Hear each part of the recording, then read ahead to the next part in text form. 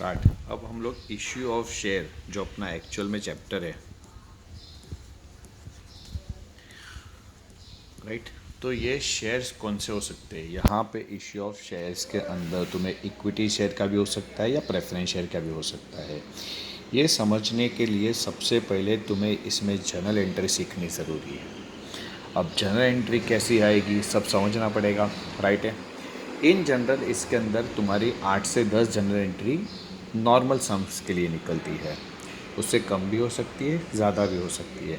पहले तुम्हें मैं जनरल एंट्री सिर्फ दिखा देता हूँ और उसके बाद वो जनरल एंट्री को एक्सप्लेन करता हूँ। जैसे कि देखो अपने बुक्स के अंदर जो हम लोग बुक प्रोवाइड करेंगे वो, और जो अपने बाल भारती की भी ऑलरेडी तुम्हें डिस्कस की उसमें भी ये एंट्रीज है, राइट।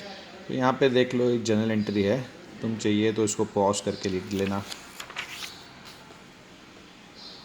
बराबर है। अब तुम्हें यहाँ पे 10 जनरल एंट्री तो दिख रही है, राइट। और 10 जनरल एंट्री के नीचे लिखा है ओवर सब्सक्रिप्शन, अंडर सब्सक्रिप्शन, और उसके बाद जो है वो पार्ट लेटर ऑन पार्ट का काम का है। तो हम लोग ये 10 जनरल एंट्री को सिंपल टर्म में समझे कैसे, चलो समझाता हूँ। पर इसके लिए हम लोग एक डायग्राम ड्रॉ करके अंडरस्टैंड करेंगे, ओके। 2 मिनट के लिए देख के तो लगेगा ये क्या ड्रॉ करके रखा हुआ है, बहुत सिंपल फंडा है, ध्यान देना, पूरा प्रोसीजर इसी पे है, राइट। चलो इसके लिए सबसे पहले हम लोग समझेंगे कॉलेज रिलेटेड, राइट। अगर तुम लोग कॉलेज में एडमिशन लेने जाते हो, हम लोग बात करें 11th की, अगर तुम लोग कॉलेज में एडमिशन लेने जाओगे तो सबसे पहले क्या भरोगे, तो सबसे पहले तुम्हें फॉर्म भरना पड़ेगा, राइट। अब जब तुम फॉर्म भरते हो, राइट, तो फॉर्म भरते समय तुम लोग फॉर्म लोगे और सामने उसको पैसा दोगे, so that is called application money, जो अपना ये फर्स्ट पार्ट है। हमारे पास क्या आएगा, बैंक अकाउंट डेबिट टू, किसका पैसा आया, शेयर एप्लीकेशन का पैसा आया। अब कॉलेज में सीट अवेलेबल थी 100 और वहाँ पे लोगों ने भर दिए 200, तो क्या कॉलेज 200 लोगों को एडमिशन देगी, पॉसिबल ही नहीं है। वो बचे हुए 100 लोगों को क्या बोलेगी कि भाई तुम तुम्हारा पैसा ले जाओ, ये उसकी रिटर्न एंट्री क्या था, शेयर एप्लीकेशन टू बैंक। अब किसी किसी ने ज़्यादा पैसा भर लिया होगा तो हम लोग उसको बोलते हैं एडजस्टेड, ये एंट्री नंबर 3, कि अगर हमने पैसा ज़्यादा भर लिया हो तो उन लोग को बोलेंगे कि एक काम करो, ये पैसा मेरा आगे यूज़ होना चाहिए, तो ये अपने इसमें टर्म में बैठेगा नहीं। और फोर्थ एंट्री होता है कि जो शेयर एप्लीकेशन का पैसा है वो हम लोग शेयर कैपिटल में ट्रांसफ़र कर दें। तो ये 4 एंट्री का मतलब समझते हैं। सबसे पहला होता है एप्लीकेशन मनी रिसीव्ड, जिसकी एंट्री आएगी bank account debit to share application, okay, जो हम लोग ने फर्स्ट एरो ड्रॉ किया हुआ है। अगर एप्लीकेशन एक्सेस हो जाते हैं तो हम लोग उसकी रिवर्स एंट्री पास कर लेते हैं, जिसको बोलते हैं रिफंडिंग, जिसको हम लोग बोलते हैं शेयर एप्लीकेशन टू बैंक। अगर पैसा हम लोग के पास एक्स्ट्रा बच जाता है तो कभी कभार हम लोग को प्रो राटा बेसिस पे भी हम लोग को शेयर अप्लाई करना होता है। मतलब सामने वाले लोग क्या बोलेंगे, एक काम करो सर आप थोड़े कम दे दो पर शेयर्स दो यार, रिटर्न मत करो पैसा, तो उसको हम लोग बोलते हैं प्रो राटा, जो अपने को समझना है ये चैप्टर में इंपॉर्टेंट है। उसकी एंट्री होती है share application to share allotment, और बाकी बचा पूरा पैसा अपना कहाँ पे ट्रांसफ़र होगा, शेयर कैपिटल। अब ये अपना फंडा पहला हो गया। अब जो पहली और जो चौथी एंट्री है ना, वो एवरी टाइम रिपीट होगी, बट बस एप्लीकेशन के जगह पे भी नाम क्या आएगा, share allotment, first call, second call, third call, final call, जो भी अपना जैसी लंबी लाड़ी जाएगी वैसे चलते जानी है। पर सबसे पहले क्या हुआ था, फर्स्ट एंट्री आई। फर्स्ट एंट्री में क्या था, बैंक टू एप्लीकेशन, और फोर्थ एंट्री में क्या था, application to share capital. Change क्या है, फोर्थ एंट्री ऊपर आ जाएगी, फर्स्ट एंट्री सेकेंड आ जाएगी। जैसे कि सेकेंड टाइम पे क्या हो जाएगा, अब हमने फॉर्म तो भर के रख दिया है, अब लिस्ट में नाम आना बाकी है, लिस्ट में नाम आएगा, उसके बाद हम लोग क्या भरने जाएंगे, भाई सीट अलॉट हो गई है, तुम्हारा पैसा भरो और तुम अलॉट तुम्हारी सीट ले लो। तो हमें क्या करना पड़ेगा, वो लिस्ट देखनी पड़ेगी। तो लिस्ट की एंट्री क्या आएगी, तो वो entry number 5, share allotment to share capital. तुम्हारा नाम आ चुका है, तुम्हें पैसा भरना है तो तुम्हें सीट मिल जाएगी, अब तुम पैसा भरोगे, तो एंट्री क्या आएगी, बैंक टू शेयर अलॉटमेंट, बराबर है, तुम्हें एंट्री मिल गई। अब तुम्हारी पहली एग्ज़ाम आई, उसको हम लोग बोलेंगे फर्स्ट टर्म एग्ज़ाम। तो जब फर्स्ट टर्म एग्ज़ाम आती है वो बोलेगी फर्स्ट टर्म की फ़ीस भर लो, तो first call to share capital, अब तुम लोग को फ़ोन करके बोल दिया है कि भाई पैसा भर लो, तुम क्या करोगे? पैसा भरोगे। एंट्री क्या आएगी बोलो? Bank to first call. Final exam आ गई, क्या एंट्री आएगी बोलो? Second call to share capital.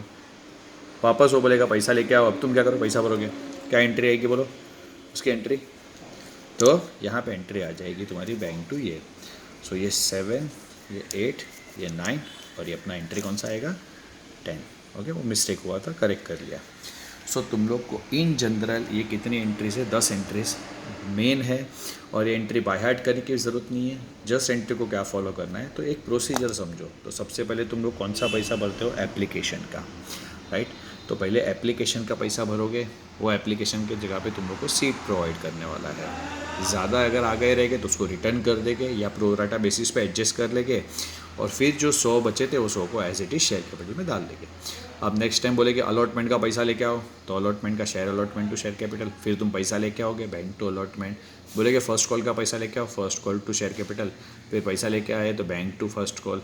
Second call का पैसा लेके आएंगे तो second call to share capital, bank to second call.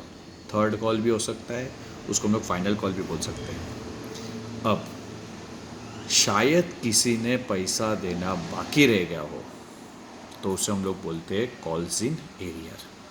उसे हम क्या बोलते हैं? कॉल्स इन एरियर या अनपेड कॉल। यहाँ पे अगर तुम्हारी अनपेड की एंट्री आती है तो अनपेड की एंट्री ऊपर एडजस्ट होंगी यहाँ पे, जिसको हम लोग क्या बोलते हैं? Calls in arrear. अब ये कॉल्स इन एरियर की एंट्री क्या आएगी? जस्ट ऊपर के साइड में डेबिट में कॉल्स इन एरियर को ऐड कर दो। एप्लीकेशन पे तो आएगा नहीं, अलॉटमेंट फर्स्ट कॉल और फाइनल कॉल में अगर आया तो एंट्री बोलो। तो फिफ्थ एंट्री क्या आएगी? Share allotment to share capital. और अगर वहाँ पे तुम्हारा कॉल्स इन एरियर है तो एंट्री क्या आएगी? Bank account debit, calls in arrear account debit to share allotment. First call के वक्त तो first call to share capital तो ईजी हुआ। फिर उसकी एंट्री क्या आएगी बोलो?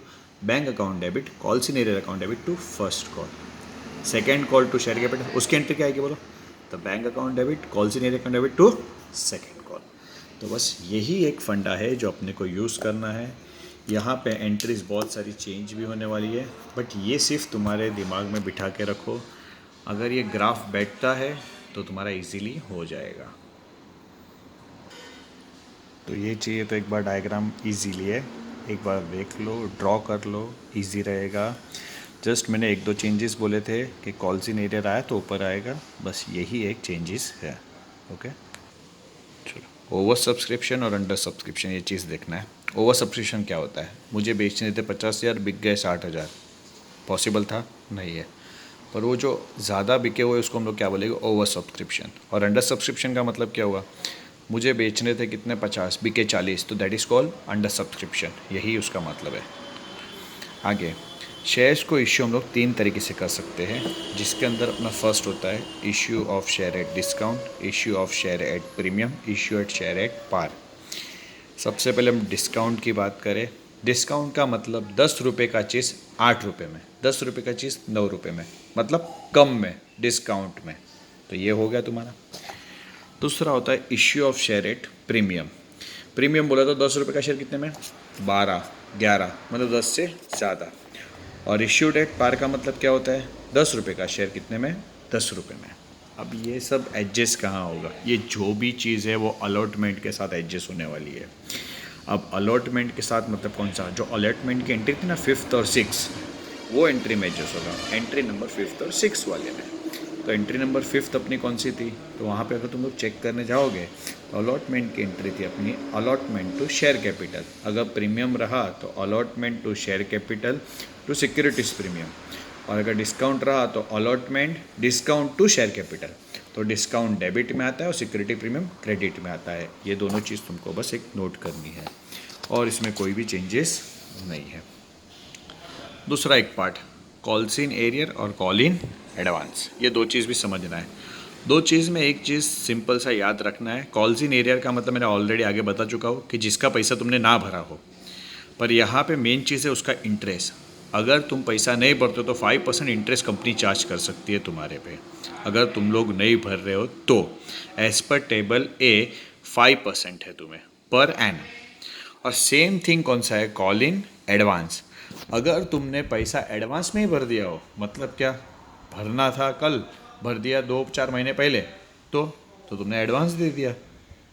सो अगर एडवांस पैसा भरते हो तो उस पर तुम्हें इंटरेस्ट मिलने वाला है, और वो इंटरेस्ट तुम्हें मिलता है टेबल ए के हिसाब से 6%।